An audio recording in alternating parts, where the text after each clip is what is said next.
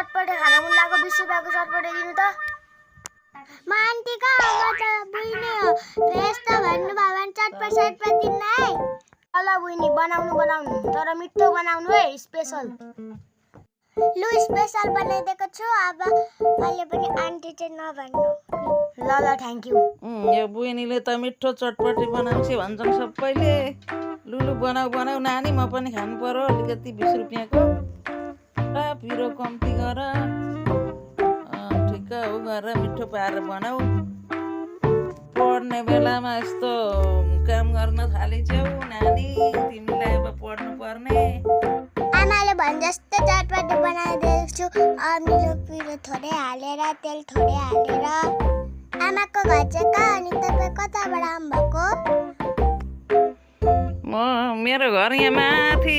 कमल झोडा हो नानी म त हटिया गएर आएकी ल नानी अब म हिँडेको यो गाउँमा एउटा बहिनीले राम्रो मिठो चटपटे बनाउँछ अरे भनेको सुनेको ठ्याक्क आज चाहिँ त्यही दोकानमा आइपुगेछ लुलु मलाई पनि 20 रुपैयाँको बनाइदेऊ पर्खायो त 20 रुपैयाँ रहन्छ 5 रुपैयाँको चाहिँ बनाइदेऊ है 5 रुपैयाँ मात्रै रहेछ मसँग ल अमिलो पिरो चाहिँ अलिक कमै हाल्नु ग्यास्ट्रिक छ साह्रो पर्छ ऊ आमालाई बनाइदिए जस्तै बनाइदिनु है मलाई पनि ल तपाईलाई पनि त्यस्तै अनि तपाईँ चाहिँ कहाँबाट आउनुभएको